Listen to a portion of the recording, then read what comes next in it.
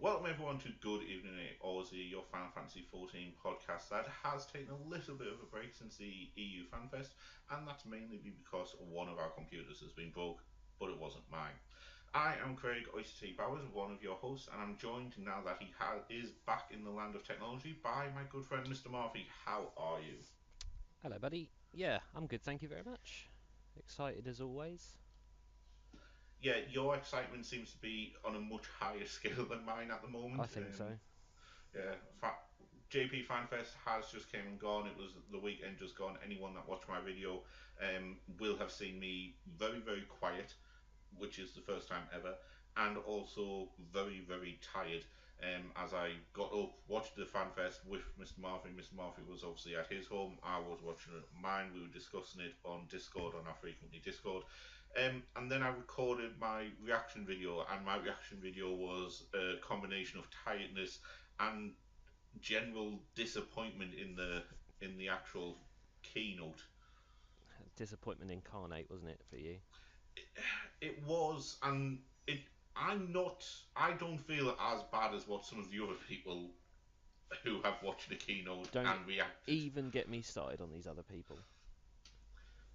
So they've obviously had a massive reaction over Dancer and over Rhorthgar.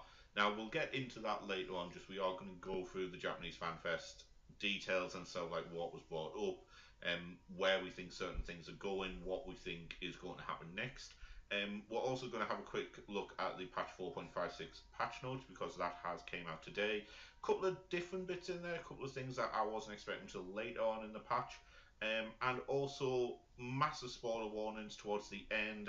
I will actually intercut a bit of audio later on when I actually do the editing to say the rest of the video is going to be spoilers, so be prepared. Just we are going to talk a little bit about patch 4.56. Just we have played it, we have gotten through it. It didn't last as long as I was expecting. No. And I think the one thing that's really helped me is learning how to turn on automatic cutscenes. Your auto cutscenes. Yeah, auto cutscenes at medium speed are great because as they're all voice acted, you actually don't have to read. Yes, that's quite nice.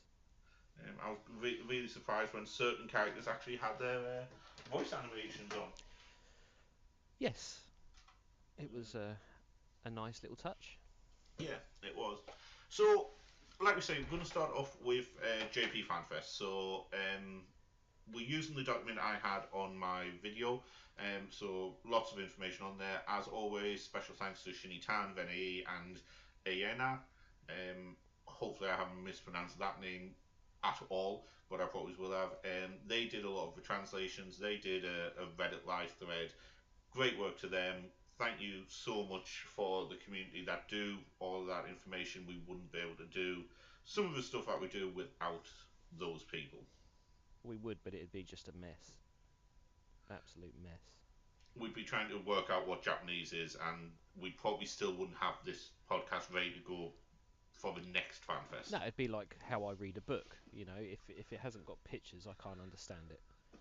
If it doesn't have pop-ups. Yeah, pop up books. You remember them? Do they still Um, make them? I think so. Oh, I want one. Um, yeah, like if we were having to translate the Japanese translation, we probably wouldn't be ready for FanFest, the next FanFest, which, as I pointed out to you, is going to be next year. Yeah, yeah, that was. Yeah, but I want to go.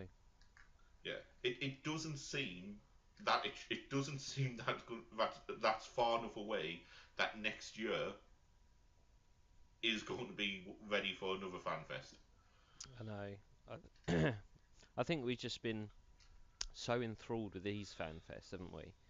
And it's just like, really, all this masses of information, and the next one's like next year. Yeah, it's around about 20 months away if they use the same timescales as that. And put it this way, at least in 20 months' time, the healers might finally get rid of all their salt. So much sodium. However, I'd love it if they announced a DPS and then at the very last second of the very last FanFest, they turn around and say, "Oh yeah, we've got another job. It is actually a healer," just to hear the outcry. Yeah, and then just at the end they say, oh, but it's It's a limited job. I think Yoshi P would actually have to be behind like some kind of bulletproof impenetrable it, screen when it, he announces that. he'd need his own warrior of light on stage protecting him. He'd need a home gang. Yeah, but only lasts 6 seconds or whatever. So He'd need a home gang followed by somebody casting time dilation on him. yeah, that, and then maybe change class and put Hollow Ground on, and then what's the And other then one? Living Living Dead. Dead. Yeah. And then whatever the Gunbreaker is. Oh dear. Oh yeah, yeah. God. Yeah. Got Yeah, about just that. we're getting a tank in the next expansion. We're not getting a healer, we're getting a tank. Yeah, well, this is the annoying thing because that's what I want to play. He's like, oh yeah, just forget about it. Um, so obviously we had the JP keynote. It started at around about 1:45 in the morning in the UK. It was bad enough when it was meant to be at 1:30, and then we sat there and it's like it's been delayed. It's been delayed. Why is it being delayed? And how many messages did we put up on the Discord that was just like, right now, come on now. What I was like, what confused me was that it started 15 minutes late and it ended 15 minutes early. Yeah, maybe this. I don't know. They obviously gave too much time to it and thought, right, we'll instead of finishing half an hour early, we'll just push both sides. I reckon it was because Yoshida was like really nervous because he said he was really nervous on that stage. I reckon it's because they were finally deciding that they were going to delete the healer that they were going to introduce. They're just like, right, shall we introduce the male Viera? Nah, fuck it. We'll just change it. Yeah, it's like right, we've got two dancer trailers. One shows it as a DPS, one shows it as a healer. Let's rock paper scissors to find out which one it is. Whoever won that rock paper scissors is probably laughing their heads off now. um, Yeah, so the JP Fan Fest opened as NA and EU did with a trailer. This was the final Shadowbringers trailer, so it is the actual final version of it. They were saying it was only completed a couple of days prior to FanFest, so they must have been working on it through the night, getting in the lead up to there. And they have changed it about, so bits that were later in the trailer in the first two are at the beginning. Lots of new information in there as well. And there was sort of like extended bits of what we'd already seen as well. Yeah, so the bit from the second trailer where you see Eorzea as a astrologian and Ishtola in her black mage garb. There's a bit before that which is them standing on what looks like a lookout tower watching. Tower, isn't it? Yeah, watching the forest burn. And I'm seeing lots of people saying it's like that's the Black Shroud, it's the Great Wood. It's like no, it's not. Yeah, it was said in the EU FanFest that is the Raktika Great Wood. Was that EU or was that NA? No, it was EU because we didn't see Ishtola and Urianger in Oh, of the. course, yeah, it wasn't. Yeah, we didn't see them in the trailer on the NA one. So it was said at the EU that is the. They didn't say it explicitly, but they showed the trailer, and then they showed some screenshots of the Raktika Great Wood. Yeah. And the architecture is very similar, and the architecture in the screenshot is all burned and charred, and they do make mention of the fact that, I wonder what's caused this fire and charring and so on. So everyone's kind of put two and two together, and it makes sense. Well, I think what makes even more sense of that is the fact that Y'shtola and Oriange were there. Do you know what I mean? Because Yeah, they've been called. So they've been called, and we'll get into where we think they are and what that we think they are in a bit. Just thinking through other bits of the trailer, there's a bit where it looks like we defeat Xenos. There's the bit with Urianger and Ishtola at the Raktika Great Wood. You again see Thancred and Minfilia, mhm. but before that, you see one of the new cities, The obese cats. which is Yulmore, which is Fat Cat.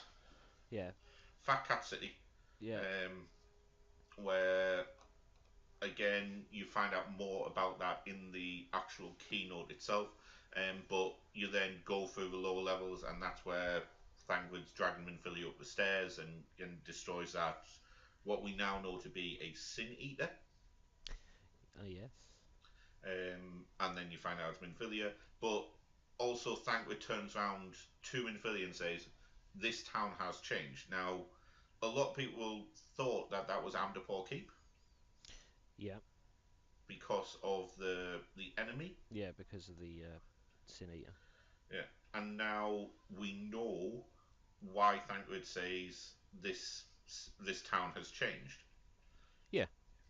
But again, that all comes out later in the actual FanFest recap.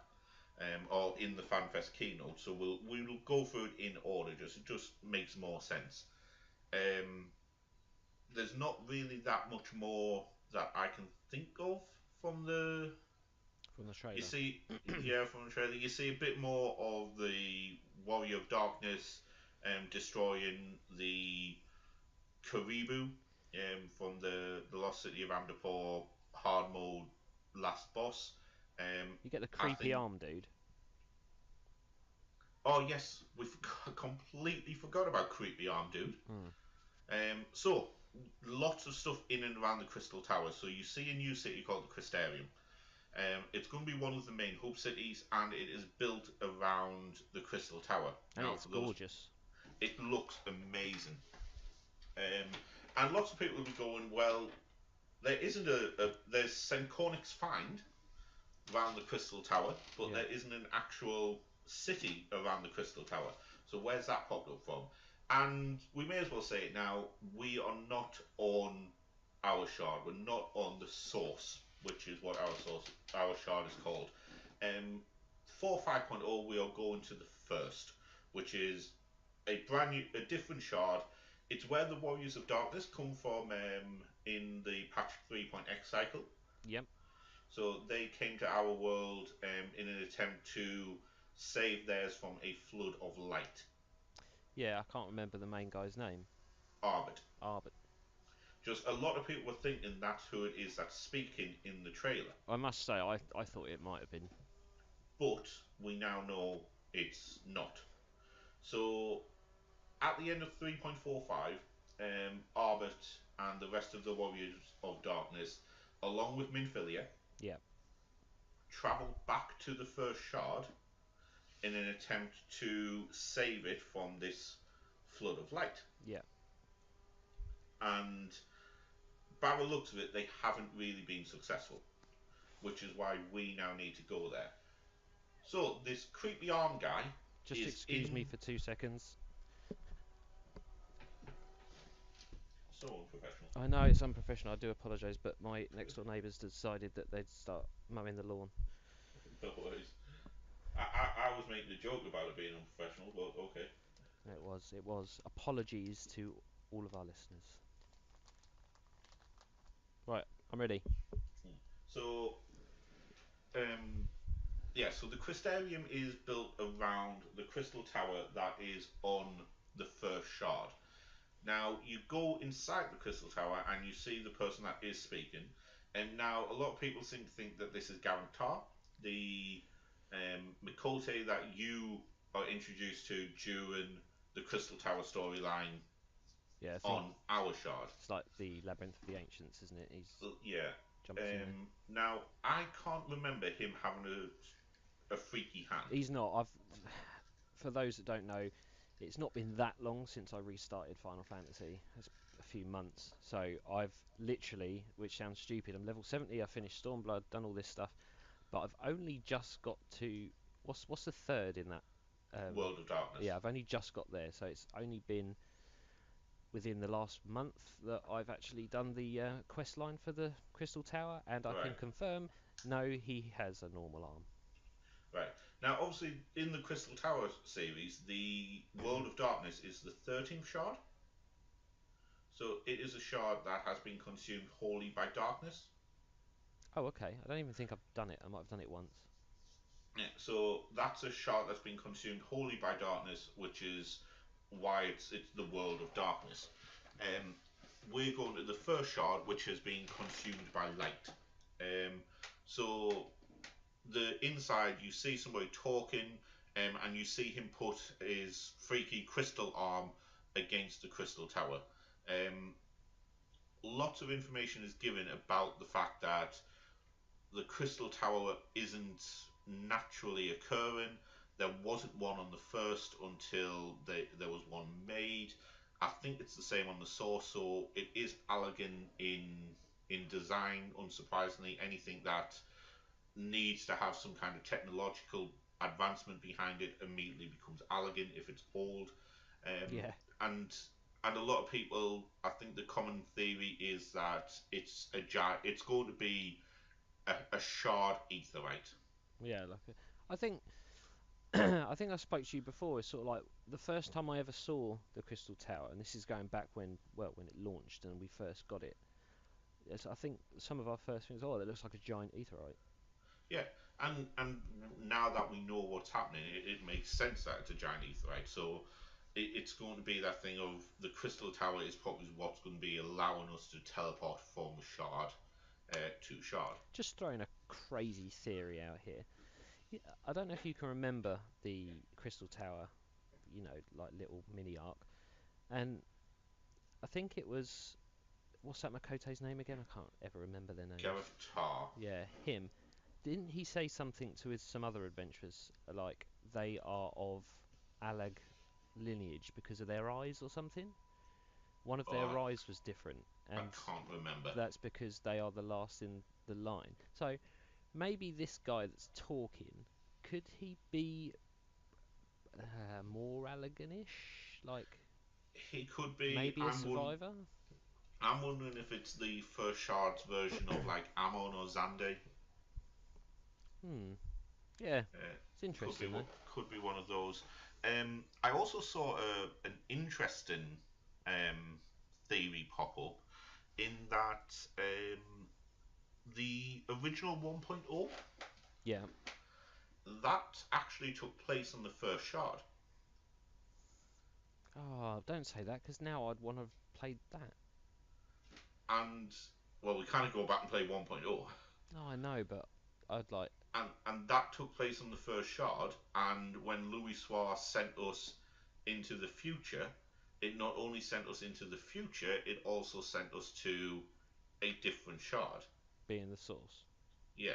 Whether or not that's true, I don't know. I don't think it will be. I think it'll be. I think that'll be much more convoluted than what we need the story to be. But at the same time, it kind of, when you look at the beginning of the trailer and you're like weary wanderer and all that stuff, he's wearing the He's wearing the 1.0 gear. A lot of if you go back and watch the 1.0 trailer, yeah. like the original Hmm. 1.0 trailer, the actual location, the town that he's in at the Yeah, at the beginning, beginning where they're all sitting at the table. yeah, looks very much like the Crystarium. See, that's exactly what I thought when I first saw it. I was like, I swear I've seen this somewhere before. Yeah. Well, that and the concept art for Red Mage from 4.0, when that was first announced, Yeah. the background of that is sort of like the domed city. Right. Okay. Not that I think they've been planning this since 4.0, but I think they kind of reusing assets. But it does look very much like that. The bar, the tavern that they're in at the beginning of the 1.0 trailer is very similar architectural wise to the Crystarium. Yeah, I've just pulled up that image you were talking about, and it's underneath the dome. Yeah, Mm. very similar, isn't it? It is. It does look very, even like the patterns on the glass. Yeah. So we see the Crystarium, we see the guy with the screwed up hand, we see a bit more of the Warrior of Darkness killing off the Angel. So people have people identified it possibly an Avatar of Hydaelyn, possibly the last boss from Lost City of Andapur. I think it is kind of so like the placeholder, the representation of one of the enemies that we get introduced to later called Innocence. Yep. Some people have shot that down, saying we wouldn't get introduced to the big bad that easily. It wouldn't be done without much fanfare. It's like, well, really, we've got nothing about sort of like enemies. We got told at the beginning of the NA FanFest that Solus and Xenos would be big parts of the storyline going forward. Now, Yeah. I'm just going to go back and I'm just going to open up my NA FanFest document, because I'm sure they turned around and said that they'd be a big part of the 5.0 storyline. Yeah, I think I So, remember for, that. right. For the rest of 4.x, Oh, okay. Solus and Xenos would be big parts of it. Which they were. Yeah. 5.0 will wrap up the ASEAN arc. So, at no point. So they do say it's time for once and for all to take down the Galilean Empire, but we now know, because of Solus being a ASEAN, because of Xenos being an ASEAN, if we are wrapping up the ASEAN arc, it's also likely to mean that we will also be ending or neutering the threat of the Galilean Empire by ending the ASEAN influence on there. Yeah. That's, well, from what we're going to talk about later. Yeah. I'm confused a little bit. I have a theory. We all. It doesn't matter. No. Sorry, it's a Buffy reference. Buffy. Buffy. We also see in the trailer the new job, which we'll go into later on, because I think it's a thing that has caused lots of issues within the community. Yeah. So on to the FanFest itself. So Yoshi P again asks the audience, "Where do you think we are going?" And somebody again says the moon. Now Yoshi P has been very, very consistent in his answer to this, in that would be patch 7.0. Yeah. He's very consistent in it. He does keep saying it.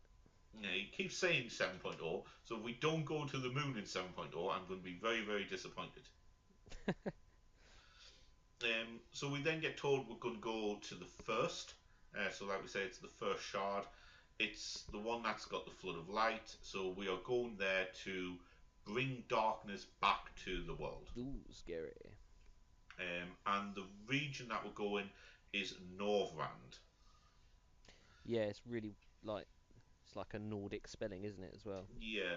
So this is the only area that has escaped the flood of light, and it is barely surviving, but it is on the verge of dying off. And we see lots of pictures. It looks stunning. Yeah. It looks amazing. It does look absolutely amazing. So it's called, the main city is called the Crystarium, or the Cristrium. There's no crystal. So they then talk about the Crystal Tower. So when Heidelin split into the 13 shards, there was no Crystal Tower on any of them. Now, the 13 shards don't act as parallel worlds. They are their own individual world that have evolved on their own, but there are lots of similarities. Yeah, you do see that as well. Yeah, you do see lots of similarities. So, for example, the Crystal Tower here, you can probably put that in Senkonic's find, and if you look at the world map, it'll probably not be much different. No. So the Crystal Tower, and why is there one on both the first world and on our world, will be part of the upcoming MSQ. Like we say, we both think it's so that you're able to move between the two shards. Yeah. So this wasn't mentioned during the keynote. It was mentioned later on. So it was mentioned during the welcoming ceremony. Ishikawa recommends that you play through the Crystal Tower quest if you haven't already. They're not required, but they do provide a lot of backstory. So I'll definitely be going back and re-watching those cutscenes. And I'll be finishing them. But it will be interesting to see just what comes out of it. More pictures, and then you go to the next city, which is Yulmore. Limsa. Well, this is where the line from Thancred obviously comes into play. Yeah. So this town's changed. Like we say, the worlds have diverged, but you can still see similarities. So Yulmore, the concept art, makes it look a lot like Limsa the Minza. It does. Striking resemblance. It's Yes. literally take Limsa and then just throw cloths over it. Take Limsa and make it into the gold saucer. Yeah, yeah. Is pretty much what they've done. So that'll be the nod to Thancred in the trailer. So it is a new city. You get to see giant fat cats. Yeah. So I likened it in my recap video to kind of like the fall of Rome, and Caligula. So it's where the affluent and well-off people of Northrend go, because the world's ending as it is. They may as well enjoy it as they go out. They've definitely been enjoying it. Yeah, They look so happy. they do. Somebody turned around and suggested getting one of them models to be a red mage, and with the rapier being a baguette and the crystal being a floating goblet of wine. Could you imagine when they tried to do like the giant backflip and they just landed on their face or something? But I'd love that visual. Yeah, yeah. Somebody needs to.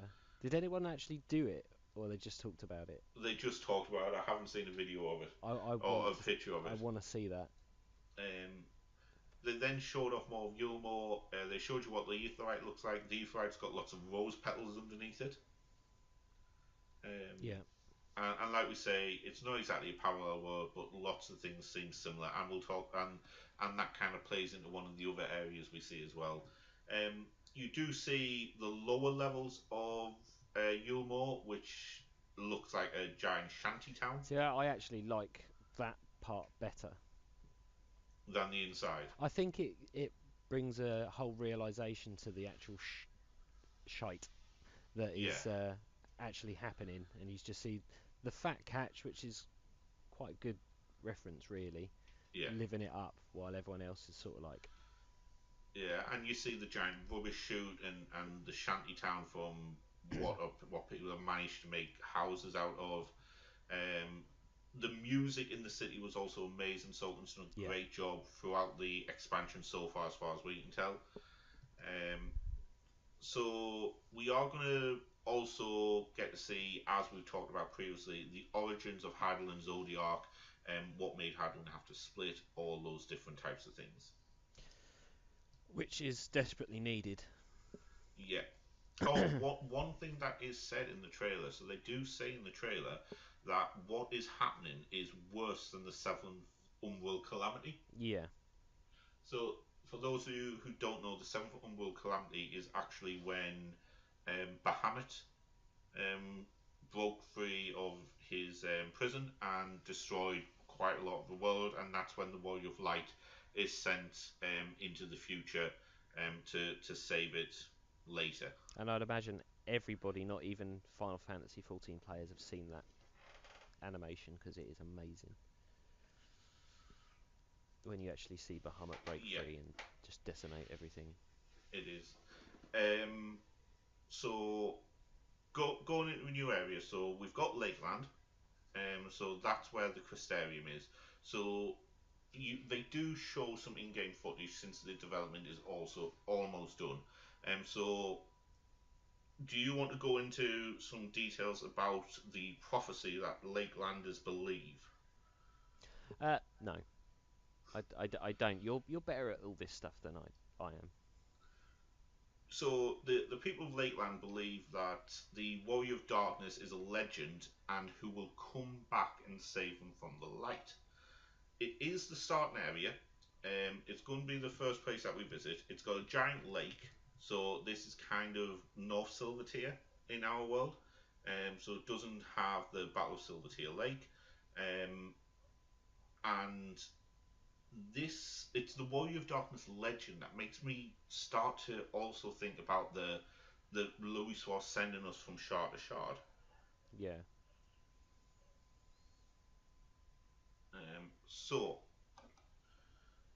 they then go over the 5.0 features. Now I just need to get a drink, so I am going to let Mr. Marfy tell you what the main 5.0 features that we already know about are, but he's just going to recap them for you.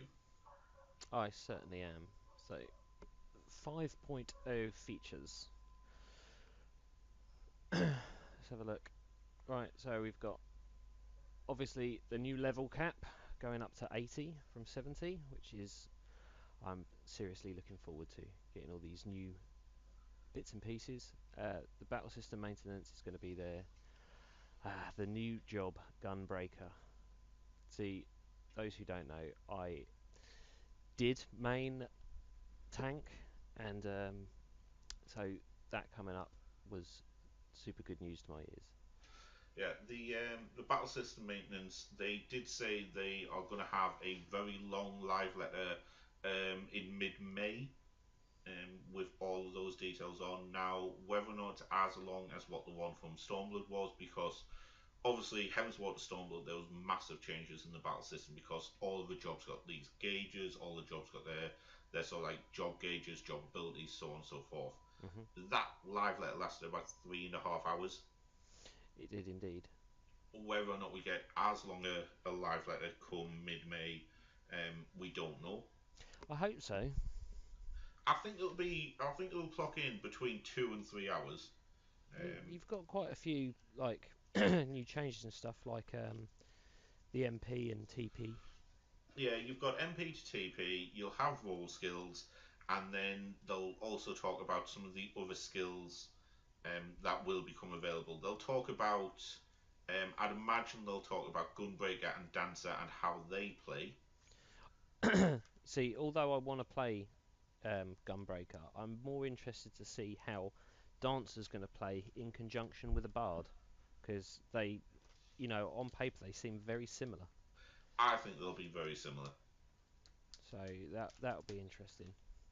Um, they talk about the trust system again, so we get the picture of Thancred, Minfilia, Ishtola, and Urianger. Minfilia being in there was a surprise, so she's going to be able to be brought along as a trust companion. Yes, that's healer. Yeah, healer. I think healer or summoner possibly. Yeah, because I suppose Urianger's got the cards. He's the Astro. Yeah, possibly a summoner. Maybe even like dancer. Yeah, maybe. Um, so Yoshida does describe the AI in the trust system as being really smart, and in fairness, I can see that. I'll mention AI when we do the spoiler bit. Yeah. But I can't see the stuff that we've seen of the AI system so far does seem to be really smart. Well, in terms of maybe dodging a few things, yeah. Yeah. Um, there are going to be others available. Somebody has turned around on Reddit and said it's like, they're just going to put different trusts in the cash shop and you're going to have to buy them. They're only going to put the useless ones in the game. It's like Final Fantasy 14 does not do that. No. I've actually come off Reddit for a little while because it's not just Final Fantasy stuff; it's other stuff as well. But the the whole gaming community at the minute, and I'm going to say it, I don't care if I get backlash from this, are just self-entitled douchebags. They really have been annoying me lately. They have, and I I, I honestly think that I thought that the worst game that was going to come out recently for this kind of self-entitled attitude was going to be the Division 2. Yeah. Now, I haven't heard that much bad. No, but you know why, don't you? Because the other biggest title that was Anthem, Yeah. and I'm not going to go into too much detail about it. It was broken. I absolutely love it. I really enjoy it. It has its problems, it really does, but as a game itself, I really enjoy it. Yeah, But I think that's stolen a lot of the salt that would have been for Division. I think Division 2 would have got more salt if Anthem was good. yeah, Like finished, we'll say. But yeah, so that's my opinion on it. But yeah, no, like you said, Division 2 has got a lot of good feedback. yeah. I don't. I'm just having a flick through the Division 2 Reddit now.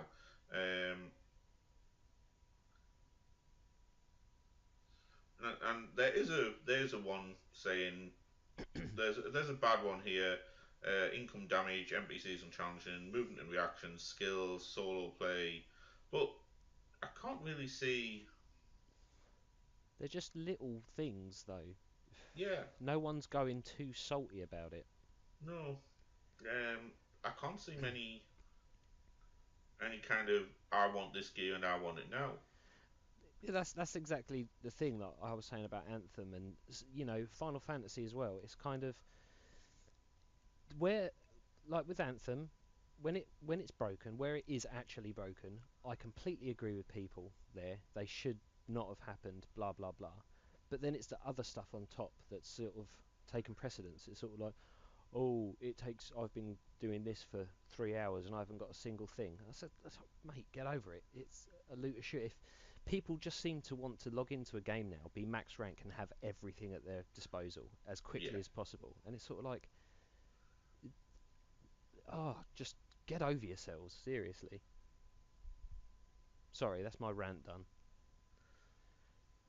it's alright. And I'm hoping that that community backlash doesn't end up in 14.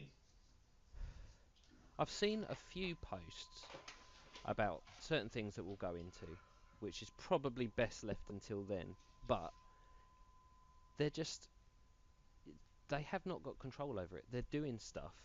You might not like it, but that's just your opinion. You're entitled to it, but don't go around saying that it's the law for everybody. That just Yeah, annoys me. yeah. And I think it's going to be one of those things that as long as the 14, as long as it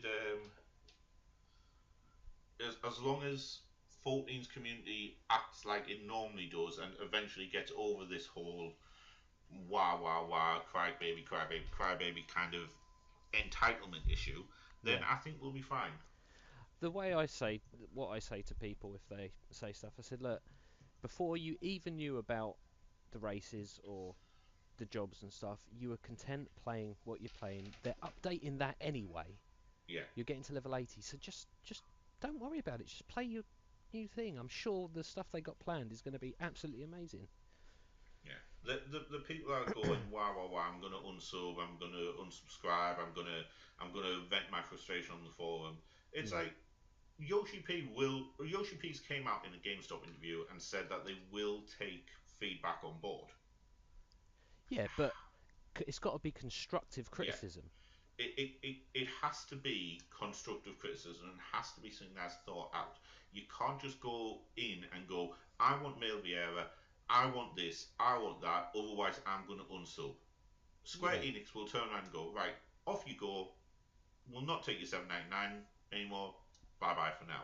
yeah, and the thing is, it's the people that are like bawling about it are shouting the loudest. So when you actually break it down and look at like percentages wise, I haven't got any to say, but I can tell you this from being a normal human Past being experience, yeah. and past experience. Yeah, is that the general consensus is positive, but they just don't whinge about it because they No, don't have to. there's nothing to whinge about.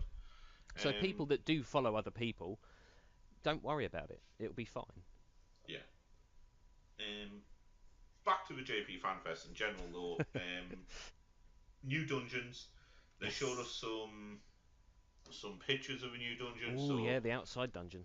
yeah, the outside dungeon. I think that for well, two of them are outside as far as I can see. Yeah, the one you referred to as the Candy Crush dungeon, Yeah, and I referred to as Super Mario. yeah. Um, the first dungeon appears to what I believe to be the Ractator Greatwood. Or just outside, maybe. Yeah, the fact that it's on fire kind of makes it apparent, in my opinion. Yeah, and that could lead to where we see Urianger and Ishtola in the trailer. Yeah, the fire's going to have to really speed up if we're going to get to that point. It's with Warriors of Darkness. We're going to start it. Then we see the Candy Crush dungeon. Yeah. It looks very Moogle. It does. If this dungeon is not the dungeon for Ilmeg, it's got to be. Looking at the background and stuff, it screams Ilmeg, and there's going to be a lot of fairies. Yeah, there's going to be lots of pixies. There's going to be lots of fairies. Lots of yeah. If it's either that or that's going to be where we fight Titania. Yeah, or it's going to be completely surprising. There'll be some like really monstrous, grotesque thing. Yeah, that's actually Amareng. yeah. Give me dwarves. Well, I am a dwarf. Yeah, the last one that appears to be the screenshot from the dungeon where, again, I think that's in the Ractator Greatwood. I think that's where we kind of saw the pseudo Allegan stuff. So the carvings with the lines in that are different or bright colour compared to the actual carvings. I tell you what, it reminds me of the first part of Swallow's Compass a little bit. I get that kind of vibe. Like this one looks more inspired by like, what are they like, Inca kind of. Yeah, that definitely does sound very familiar. They then say about New Game Plus, World Visit. World Visit is coming in 4.57, which is in May. I'm just going to get the timeline image up because they did announce it. Stormblood. No, that's not it. Let's see if I can find the Shadowbringers one. How very unprofessional. I know. They did announce when it was coming. But I don't seem to have it here. I know where I'll have it. Marfy, you just full time. So this is the latest song I've been working on. I hope you'll all no. Can't sing. Live letter, live letter, live letter, live letter. Neil is doing part 3. Live letter, live letter, live letter, live letter, live letter, live letter. Let's put a counter up in the top corner of this on YouTube, seeing how many times he says live letter.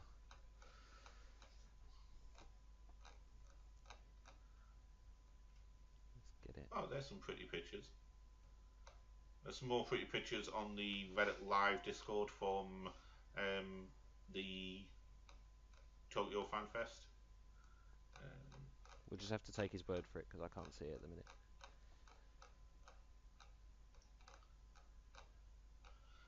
Yeah, I did have to laugh. Just at one point they were talking about people who go around and help design the cities and stuff. And one of the designers, when he goes out and like about and like on holiday and stuff, instead of taking pictures of landmarks and stuff like that, he actually takes pictures of the ground. Fair enough. I had to do that at college. So you can use it for future ideas. Yeah, no, that's the kind of thing I did at college when I was doing my media course, because we were doing a lot of 3D art design and stuff, and nobody will ever see it because I was terrible at it. Right, so yeah, so patch 4.56 has came out today. Yeah. The European Data Center expansion is actually next week. So that is the 2nd, which is Saturday. No, it's not. Next Tuesday. Next Tuesday is the European Data Center expansion. So we're being used as a test. Going to be where it's going to go to light and the light and the chaos servers. Yes.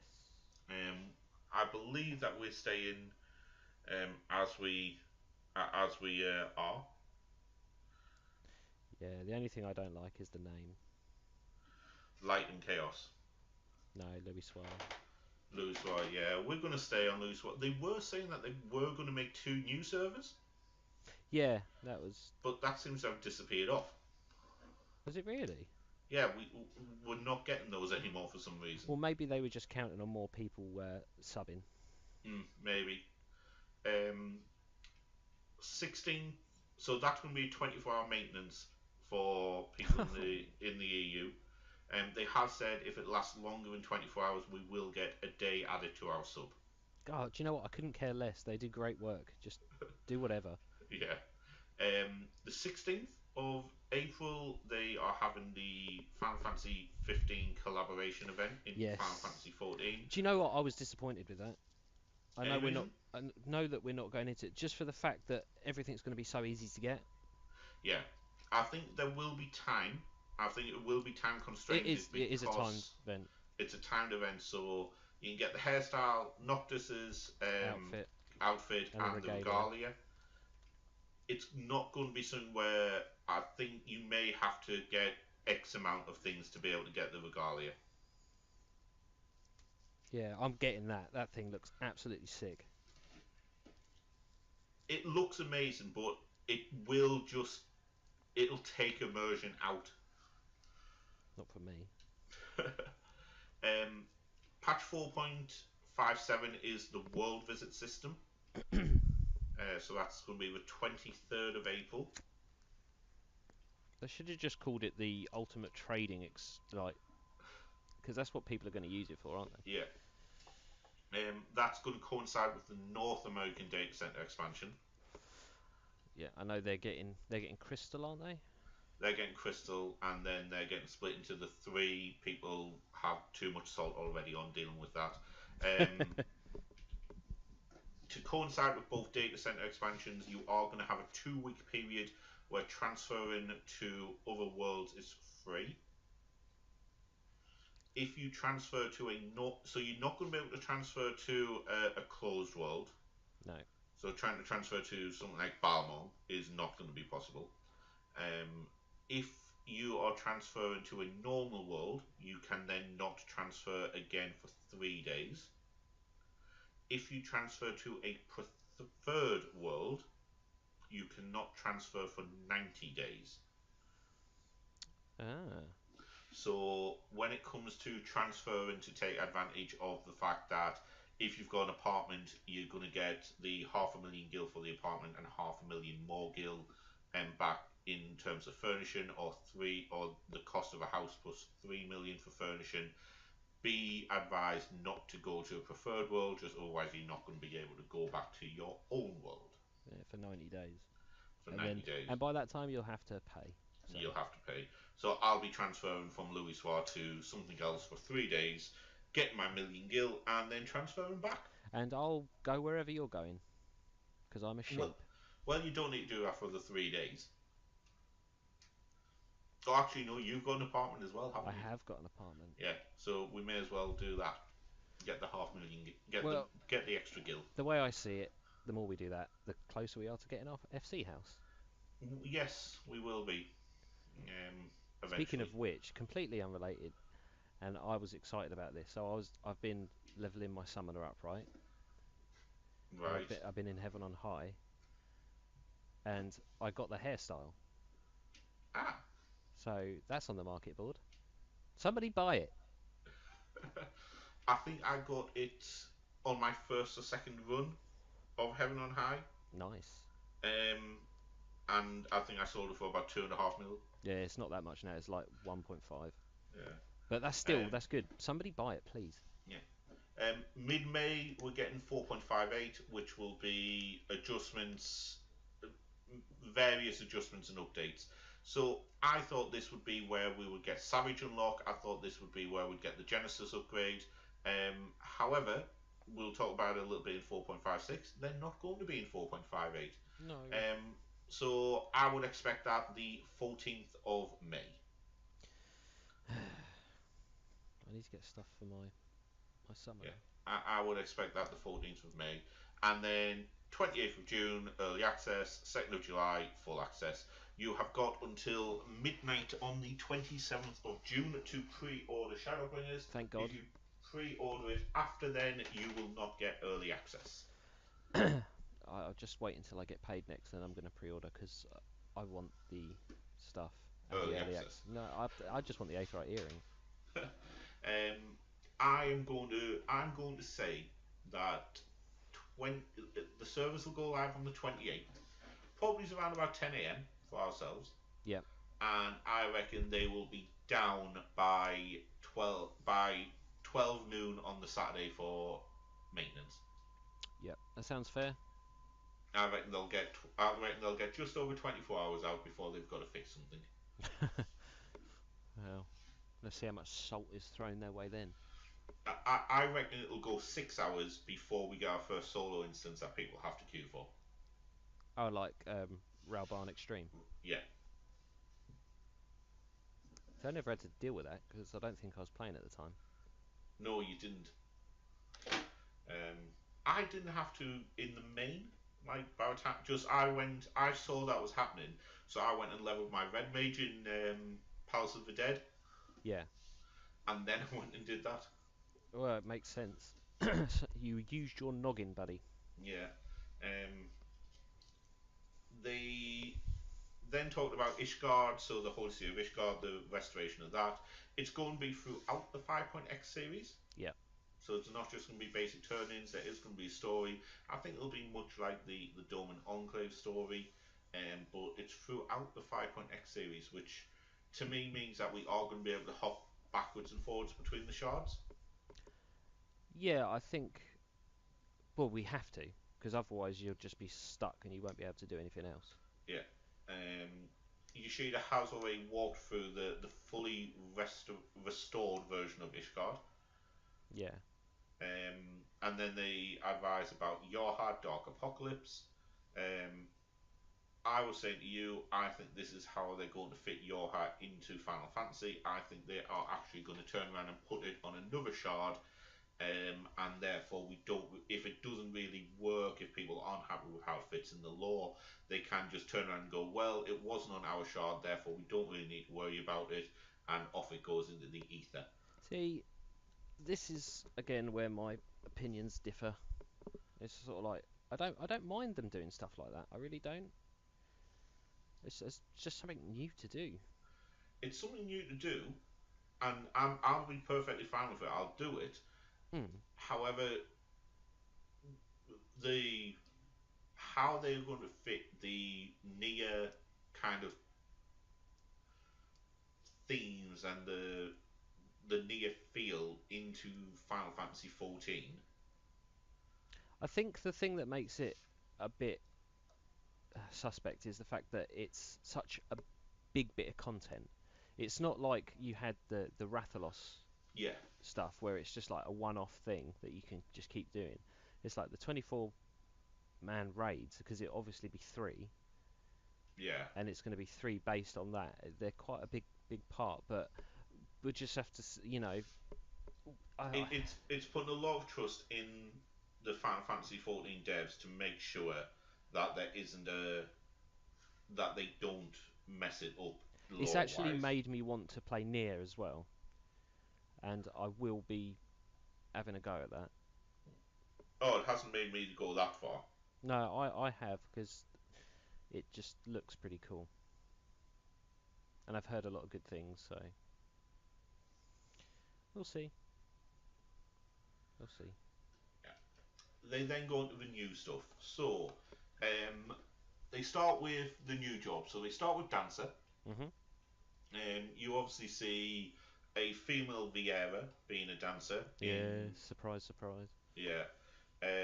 The outfit that is seen in game is the artifact gear. They do also show you a male version of it, so it's going to have female and male artifact gear differences. Yeah, kind of needs to. Yeah. They announced. So Yoshida said in an interview that it's very difficult for them to add in any more melee DPS. And I think that's just because of the fact that they've got the samurai in, they've got a ninja, they've got a punching and kicking dude in the monk, they've got the lance guy in dragoon, samurai's got a sword, ninja's got daggers, hands and feet, lance. Is there really any more hand-to-hand combat weapons that you can really think of that are going to play in any kind of different way?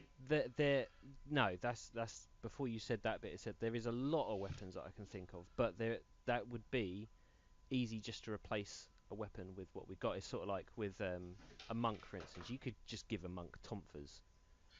Well, the I'm sure I'm sure the Omega O12S weapons. I'm sure either the O12 weapons are tonfas, Ah, right, okay. or the um, the gear, the the the 400 whatchamacallits are the ones that you buy with Yeah, tomes and the they're upgraded version tonfas. of them. I'm sure they're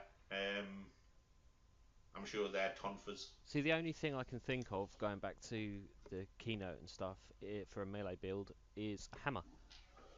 Yeah. Or hammer could be a healer, which is what some people have been saying as well. Yeah. Monk, monk, monk. No, they definitely look like knuckles. Yeah, Omega Knuckles, which makes me think that it is The um, board gear. the board gear. So FF14 level 400 weapons.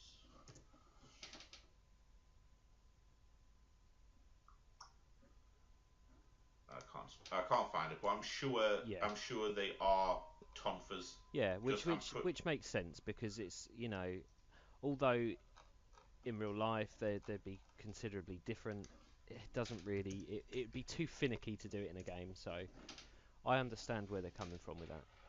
yeah. I'm sure it was the monk weapon. I'm just having a look here. It'd have to be. Yeah, but I just want to double check, just why I'm like, yeah, augmented Skaven Magitech Tonfa. Yeah. So yeah, so they do have tonfas now. So um, yeah, so Dancer is a ranged DPS, not a healer, which like what everyone seemed to think, Including us to a point. including us, to a point where I probably said 100% it is a healer. But I remember in one of our ones that you did say that it could be a DPS. I'm sure it was you that said it. One of us will have said it. Yeah. Um, by all accounts, now I didn't pick this up on my feed. I don't know whether or not you did on yours, but by all accounts, when it was announced as a ranged DPS, there was a loud and very clear why I from did. the audience. Yeah, I didn't that pick was it up. probably Mr. Happy. Um, the I thought I said it to you at the beginning. I was like, the Chinese audience are so quiet. They were They were very quiet and very respectful. they were incredible. I thought, wow, this is brilliant.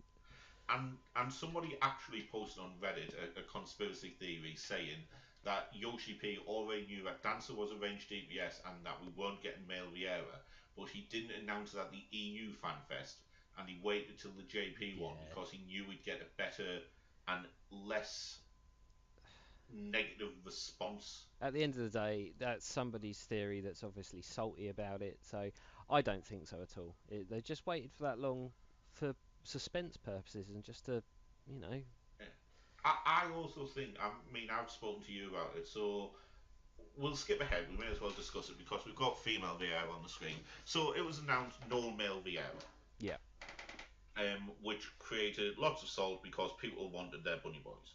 including one of our FC mates score. but he's quite happy. He's just going to not be a bunny boy. He wanted it, but he's quite happy not to have it. He's not as salty as everyone else. No, He not seems to at have all. taken it quite fine. I spoken Um, to him yesterday. yeah. Yesterday, he said he was disappointed, but he doesn't mind. So He has acted like an adult. yeah, exactly. He has acted to news of a computer game that we play to have fun and relax like an adult should, Yes, yes, exactly. not as a child.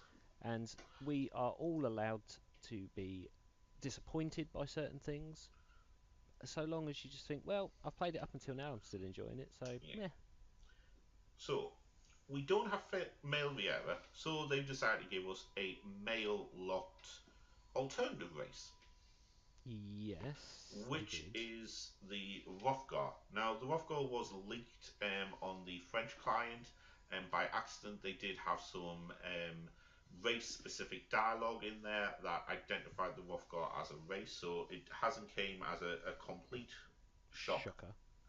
but their look definitely came as a complete shock. Yeah, yeah. There was two parts to this for me. They showed the concept art, and I thought, wow, they look awesome.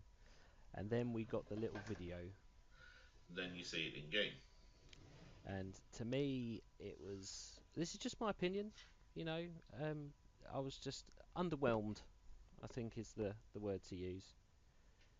And I, I think, and I think I spoke to you the other day about it, and part of the thing is that the Rhorthgar, um, the helmets, some of the Rhorthgar helmets or some of the Rhorthgar heads have horns on oh, this was them. yesterday. Yeah. Yeah, and it was announced that some of the helmets at the beginning of the expansion are going to stop the horn being displayed. So they haven't quite built all of the helmets right so that the horn can be displayed with the helmet. Well, think how many helmets there are in game. Yeah. Now, even with that, that still screams to me that they've done all this work on Viera, wanted male Viera, eventually got told no, like up towards like the last minute, because obviously they've said it's for lore reasons. It's because in Final Fantasy 12, male Viera do not are not seen in public. Basically, the male Viera are pretty much just sex slaves to Yeah, reproduce. so they're not seen in the wide world. See, I think So when they you saw the fat cats. yeah, I think they should have just put bunny ears on them. That would have finished the problem. It's just sort of like, oh yeah, no wonder you can't play as them. Look at the size of them. so yeah, so there's that, and they then turned around and went, right, okay, well, what do we do about this, that, and the other? And so, well, actually, what I think is this. What if we make a second Yeah, a like second a gender locked race. yeah.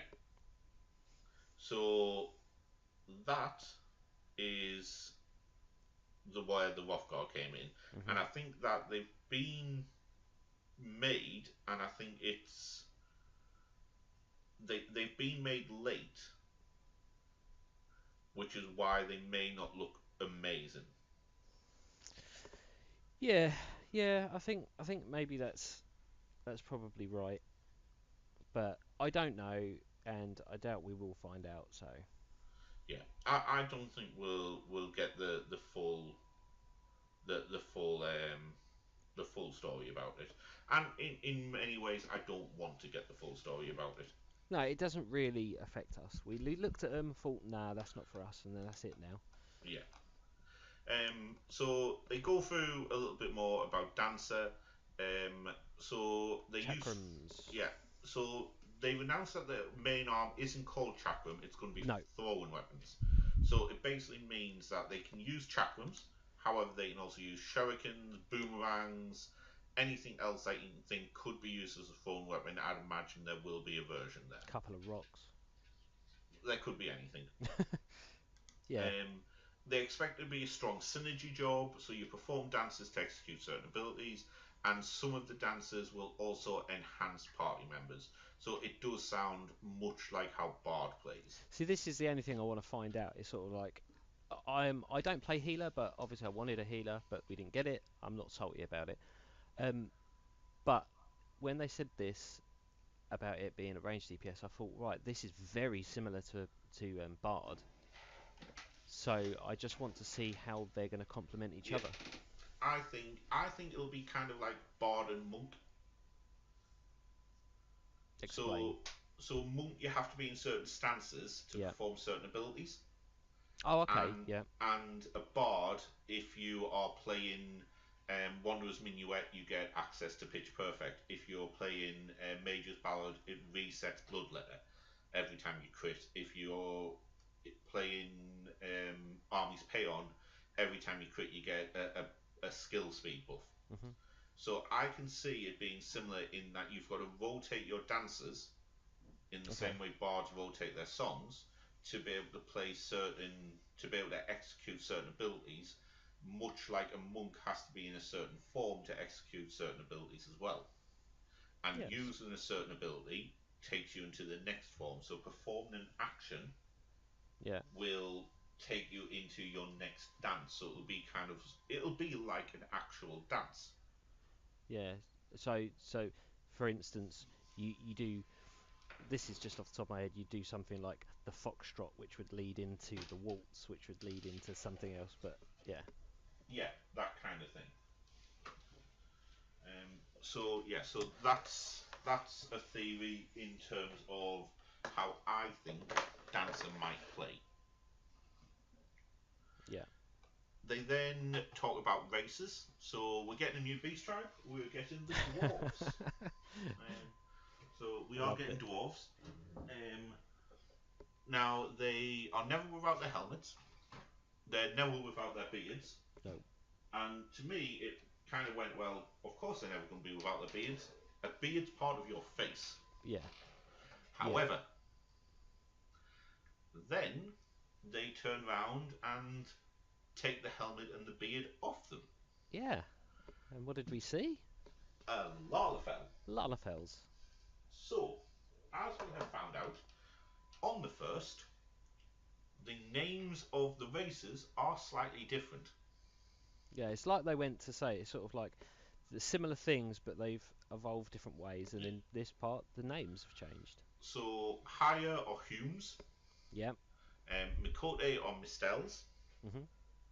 Elizin, or L like they must have taken hours to decide this to is. decide on this. This must have been an arduous, difficult decision. How are they gonna change the name of an Elizin?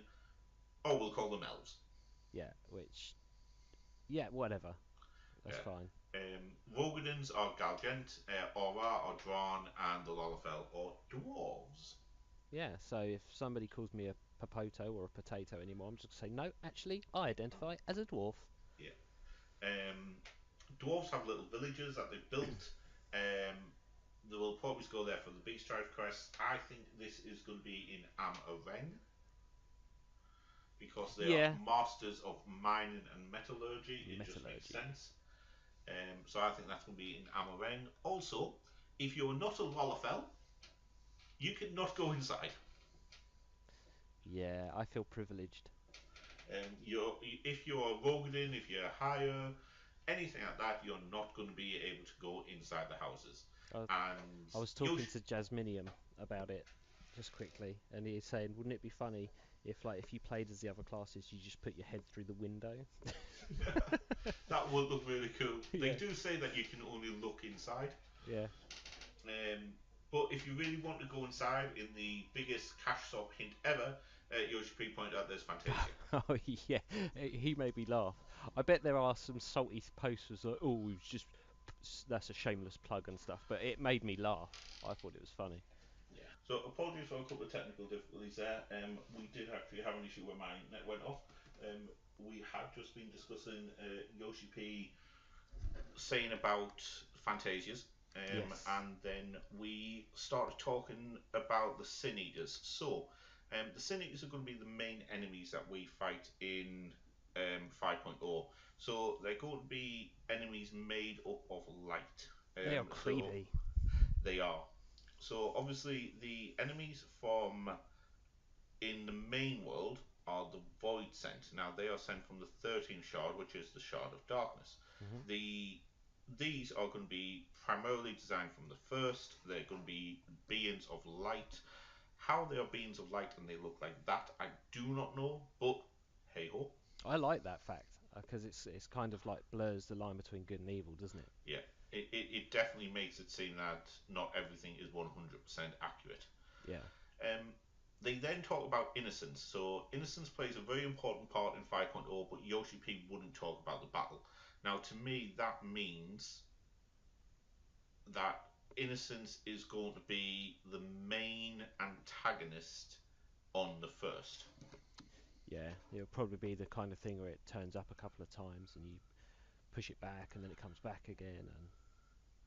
And And to me, it makes it seem that that is going to be the main enemy you fight at the end of 5.0. yeah, or at least on that particular shard. Yeah, definitely on that particular shard. Yeah. So after that, they then talk a little bit about the actual world itself. In that, time passes, but not normally. So it passes, but there's only light, so there's never any night or day, Hmm. or no distinction between night and day. We are going to get some funky new weather types.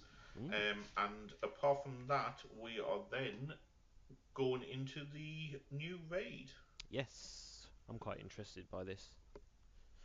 So, the new raid is going to be called Eden. Yeah.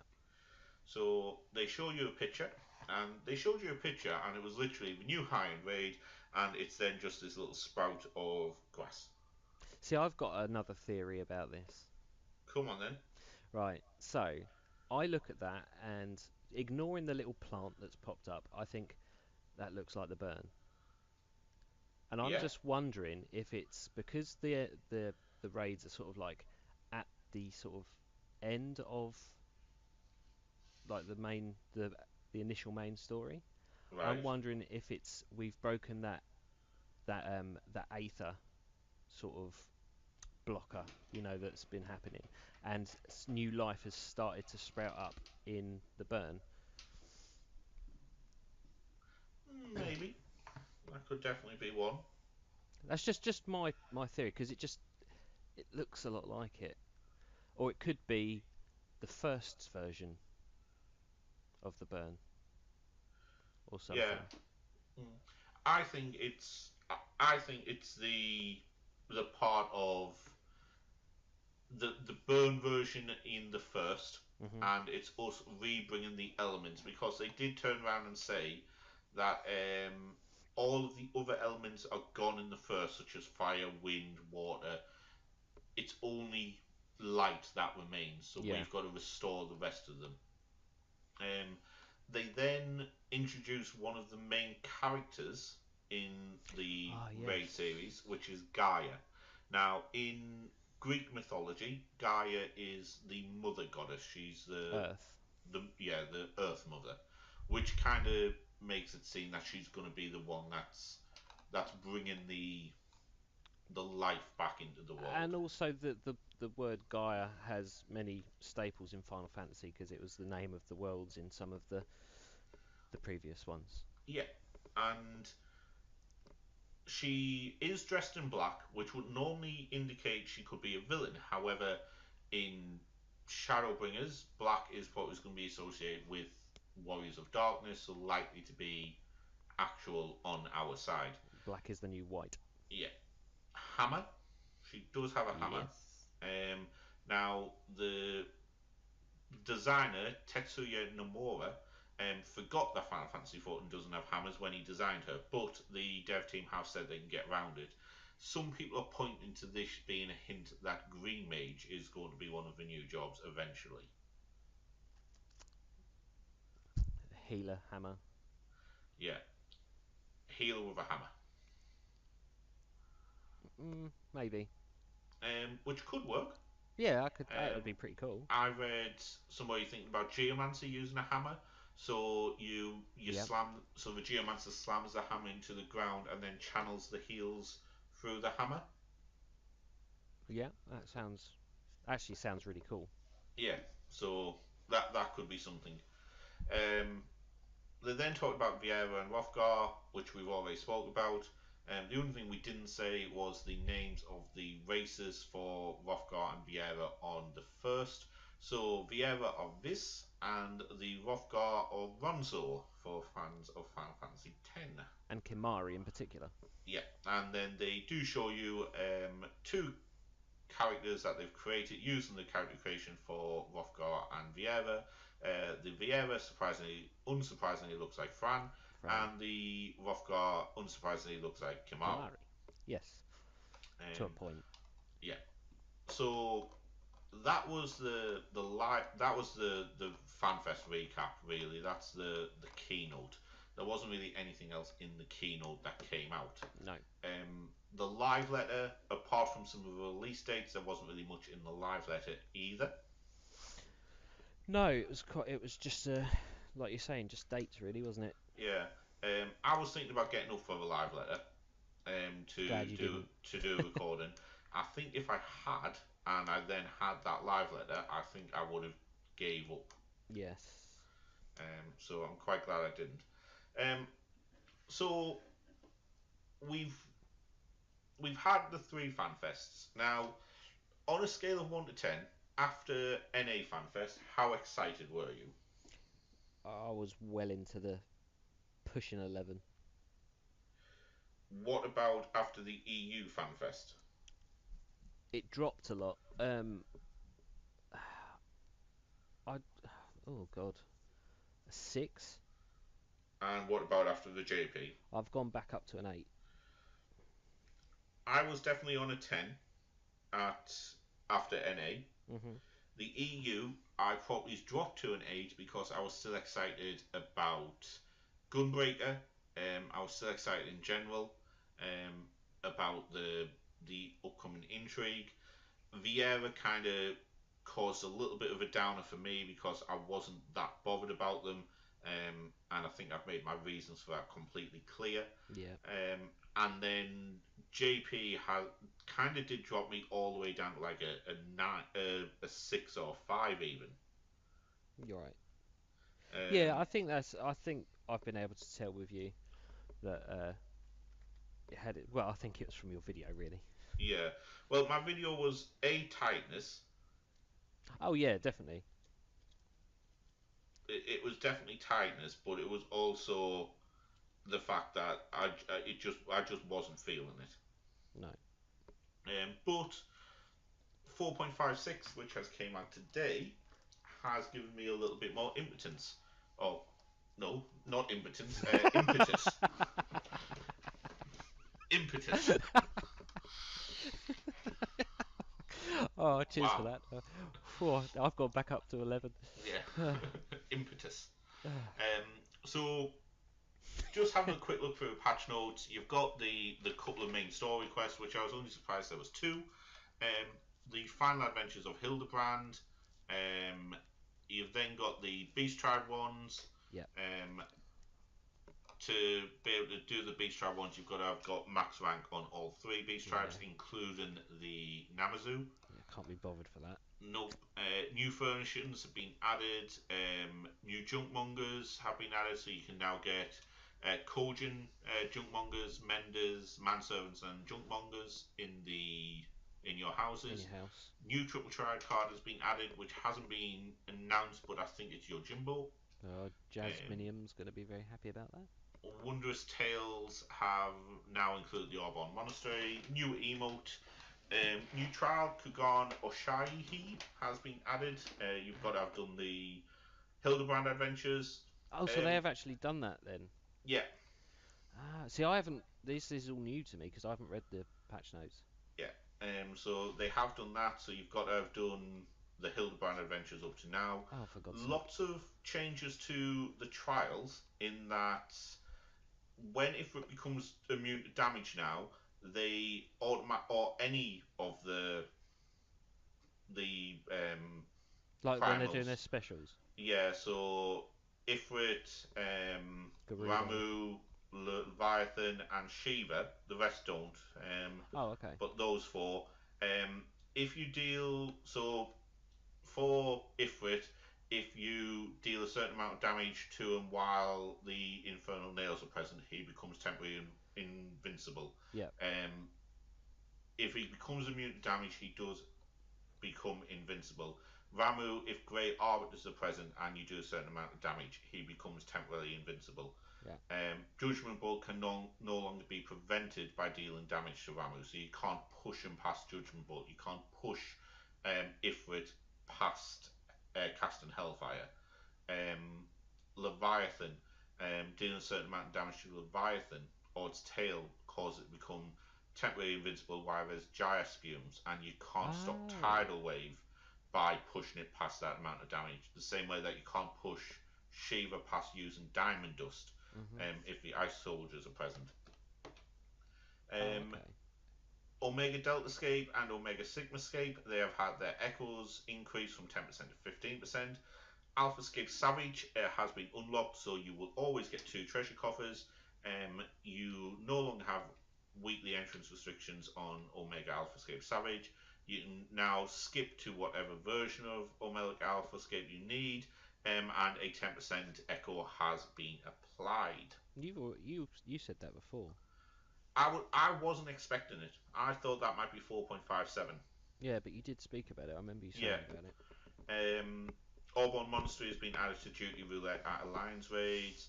The Kagone or Shahi trial has been added to Duty Roulette's trials, Duty Roulette Mentor. Weekly limitation on Elegant Tombstones of Generous is still 2,000, but you can now earn per week 900. I suppose that's a bit better. At least I can get a chest or a legs. Yeah, so it's been increased from 450 to 900 now. New items have been added, so you've got a Namazu head, some new big fish, Chocobo bar to make your Chocobo like your Jimbo, and a cushion minion. And that's really about it in the patch notes. Oh, okay. They're quite interesting, some of those. So the two main things that I found was I wasn't expecting the Elegant Tombstone cap to increase, and I wasn't expecting Alpha Scape Savage to be unlocked yet. No. I was not expecting those. But right, so I'm just going to give it a brief pause right now because we are going to go and talk about 4.56. Spoiler warnings, spoiler warnings. You have been warned. So I'm on my timeline so I can see how long we're recording for. So I'm going to count everyone down from 5, and once the countdown runs out, then the spoiler warnings will start. If you do not want to, I'm not going to put a timestamp on when to skip to the video or skip to the end of the podcast for our outros, so we'll do that now. So if you want to view anything on ours on YouTube, just search on YouTube for Good Evening Eorzea. It's a brand new channel. It's where all of our content is going to go. If you want to find me on Twitter, you can find me at Oisty T FFXIV, and Mr Marfy, they can find you where? You can find me on Twitter at Mr_Marfy, and again we're sharing the YouTube channel, so yeah, and we are going to get more content on there over the next few weeks. I've been working on stuff and just need to get some stuff wrote so I can then get recorded and uploaded. And I'm lazy. Well, yes. Yeah. No, I'm struggling creatively at the minute, but we'll get there. We'll get there. We will. Right. So I'm looking at my timeline. I'm just waiting for a specific point, and then I'll count down. As soon as we get to 1, I'll say spoiler warning, and then from there we will be discussing 4.56 going forward. So 5, 4, 3, 2, 1. Spoiler Happy New warning. Year. Ha ha ha. Yeah, sorry. So, 4.56. Yes. Full How are you point. feeling? Um, I have more questions that I Which need is good. answered, which is brilliant. Always leaving wanting more, and Yeah. that is definitely the case. I personally really enjoyed it, although it was a lot quicker than I thought it would be. It wasn't as I was expecting at least 30 to 40 minutes of cutscenes. I think we got about 10 minutes in total, If that. maybe 15 if you were really Mm. slow going through them. If you just left it on one screen for about 5 minutes, yeah. Yeah, yeah. So it starts off with you going to the Rising Stones. You Maxima appears to check on how Alphino is. You then go and find Sid Yep. at Silvertear Lake. Silvertear. And the bit that I found funny at this point, so they did talk about like Sid being seen as a revolutionary in Garlemald for Yeah. bucking against the system and leaving, and Sid doesn't see himself as that. No. And then you get interrupted saying General Warbon needs to see you immediately at the Alamacan front line. And the bit that made me laugh here was Sid turning around and going, "Jump on the Excelsior if you can show Ramu or Warbon a faster mode of transport, he'd be surprised." And it's like, I can teleport. Yeah, you do realise we can teleport, right? But then I realised you can't because you'd have to teleport to Velox and then speak to someone. So it Yeah. probably just makes more sense. Yeah, I suppose so. Um, so you then go and speak to Warbon. He says that you're making ground and you are thinking about launching an offensive, but then you find out that Xenos Has has broken through the broken through east. the east. So they were waiting for Xenos to actually lead the offensive. So you get sent on your merry way. The Warrior of Light gets sent to stop Xenos. And then I got quite excited. Yes, just in the meantime, you get to play a little roleplay You certainly section of do. the game again, where this time you play as Lord Hien. Yes. What a legend. So, Lord Hien, Yuguri, and Lise Yep. are the three NPCs fighting against Xenos. I don't actually think you can lose. No. I No. think it'd be very difficult for you to lose, seeing as you get a giant vulnerability down and damage up buff.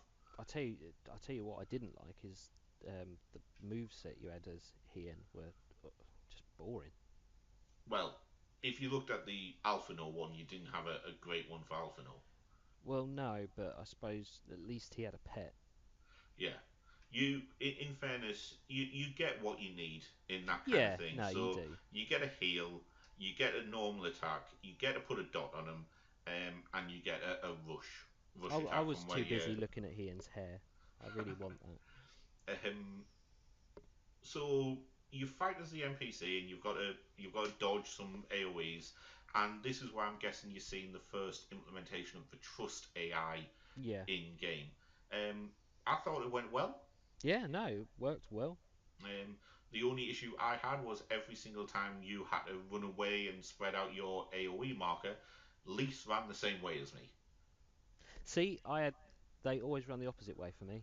No, Lise always ran the same way for me. So not only did you have to dodge AOE's at the cardinal directions and in the middle of the arena, you also then had to find a safe spot Yeah, where because Lise was not standing. you had the stack markers. Yeah, not the stack markers. The self AOE's. Yeah. And then the fight progresses. And I thought it was a nice touch the fact that it keeps telling you how far away the Warrior of Light is. Oh, I missed that. Yeah, it keeps on saying it's like the Warrior of Light is nowhere to be seen. The Warrior of Light is only a few hundred yards away. And then the Warrior of Light shows up, so Hien is about ready to get cut down. Yuguri jumps Xenos from behind, gets smacked with a giant bit of magic. Hien gets sent flying with more magic. Lise manages to at least get a decent shot in. She breaks Xenos' mask. She breaks his face. But then she gets blasted with magic, and Yeah. everyone's down.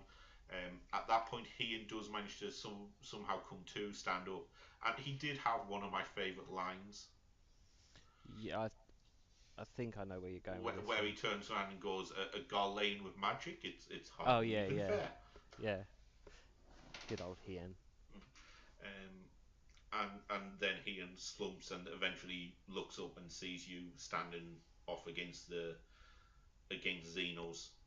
Which made me laugh playing as a Lalafell Lalafell.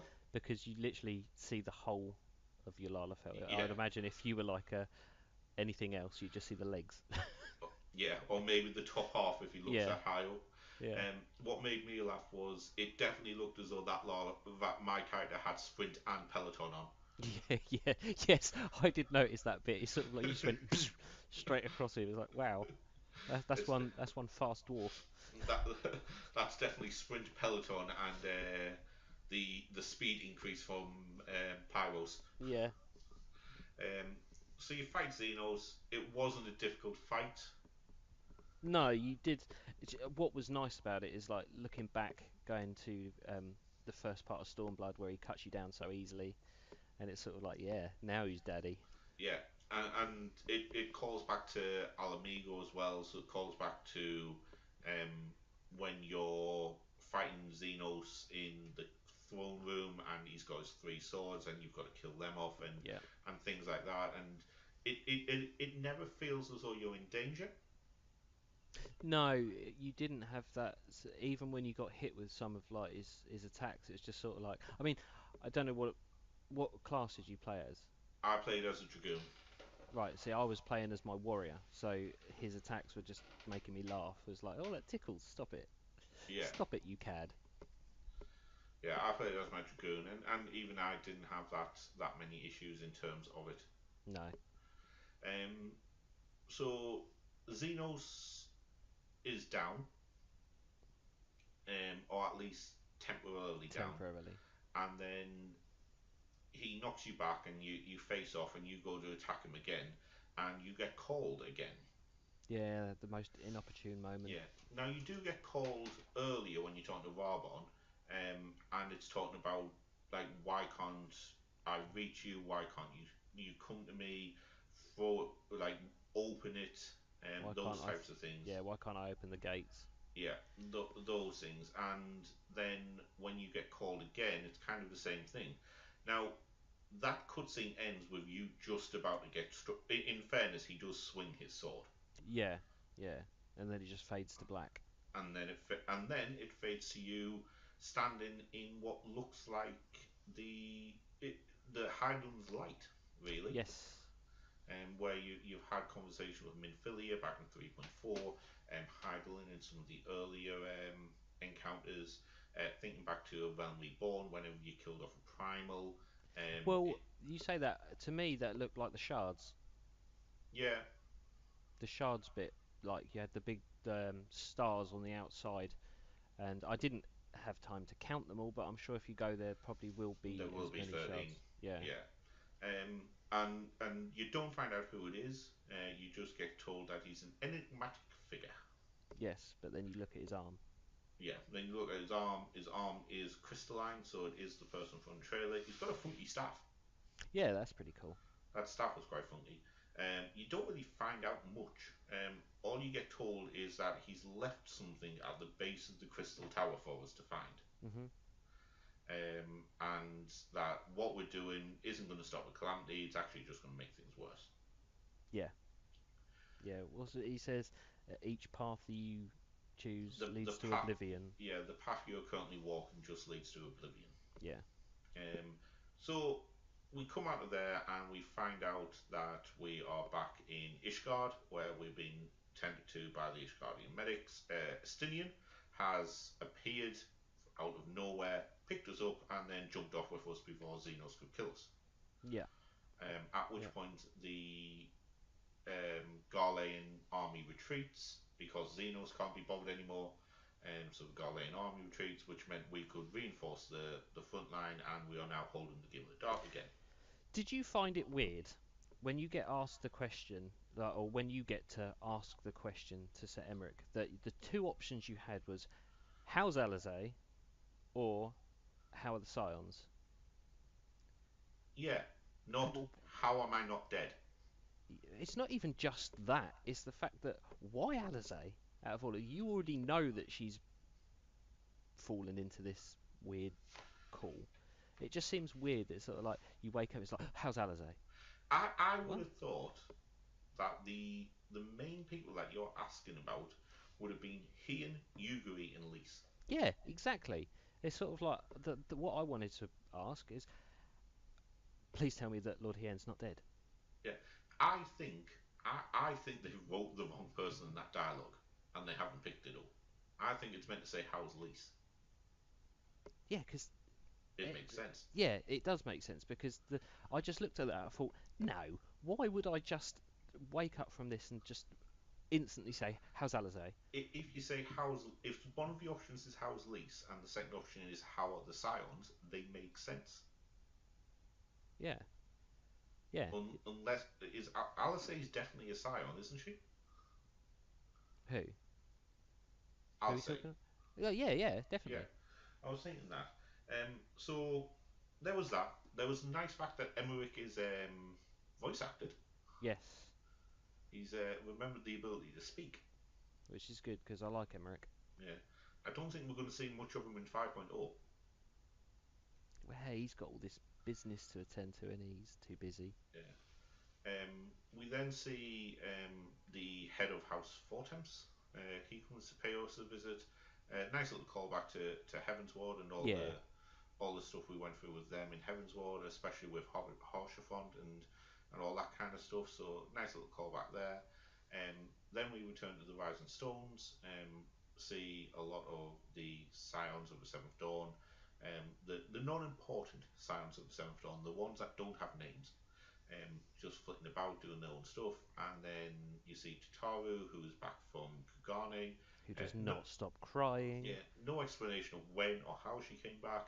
Her and Holy Boulder see us walk through the door. She starts crying, starts shouting at us, quite basically. Yeah, We then tell her everything that's happened. yeah.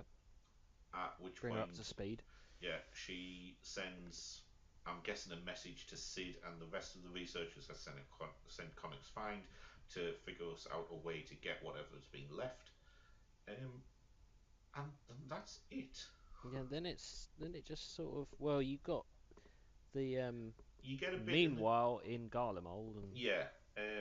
So Tataru does forbid us from going and attacking Xenos again without the rest of them.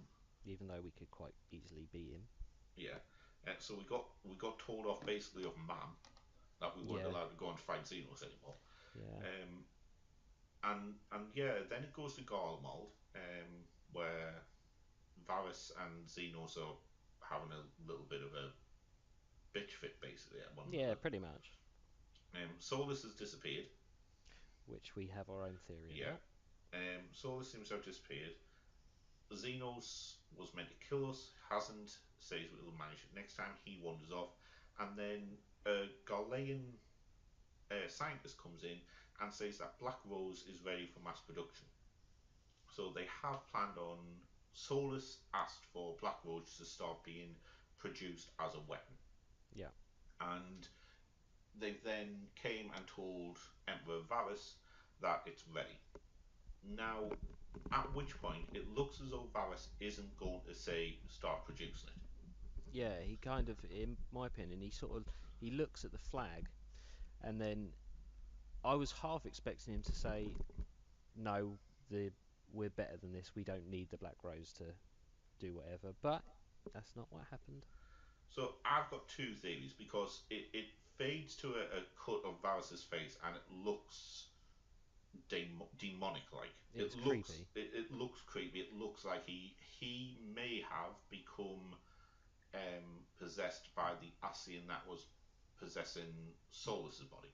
Yeah, Um, I can't remember what the Ascian's name is.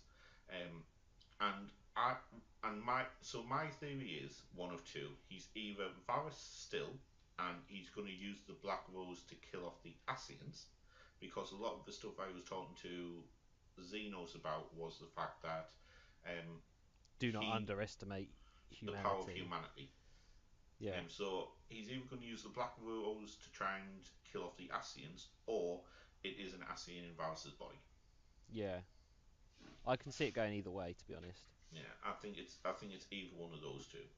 Um, and then you get a little bit of on-screen dialogue or a little bit of information, which basically just sets the tone for 5.0 really.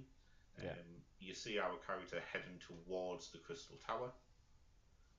yeah. I think that's where it stops, isn't it? You're just staring at it. Yeah, and then you see an Elezen, which is Xenos in Elezen form, Mhm. um, cut down an Imperial um, Centurion, and Savage. and he's gonna go off and try and reclaim his body. So there's a couple of plot threads hanging. How many of them get tugged at during 5.0 or how many get tugged at after 5.0? Um, we will find out June 28th. Yeah, I mean, I think that whole like the Elezen with Xenos's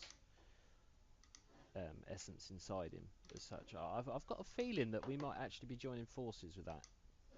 I wouldn't be surprised if we do, but then again, I'm also unsure how they will have a part to play in in 5.0. Yeah, well, I'd imagine, like we're saying, like being able to flick between the shards. There's probably you still got that conflict going on, so there'll be nods to it, I think, and maybe even a couple of maybe instances where you may even get to play as that character, Maybe, possibly. maybe, definitely interesting. Yeah, I just like the bit where he says like my enemy, my friend. Yes, you don't know which.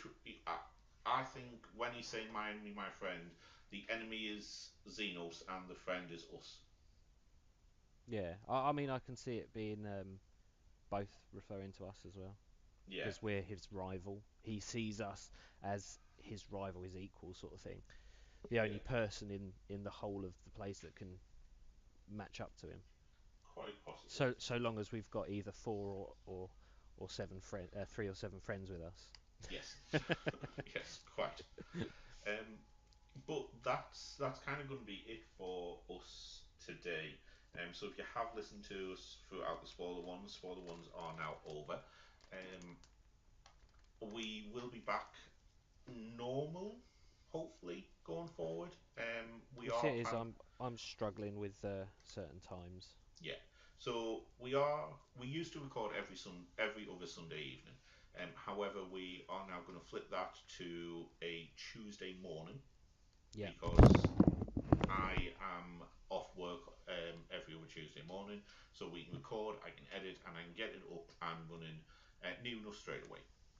Yeah, and it just works better for me because also got work and the family, and Sunday evenings is sort of a bit of a one of the only times where we can all get together and just chill out for a bit. Yeah. So it's worked out that we're going to do it this way. So the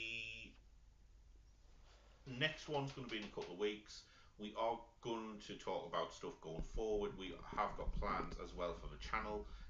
I've got stuff ready to go. I just need to actually get my finger out and write and record it.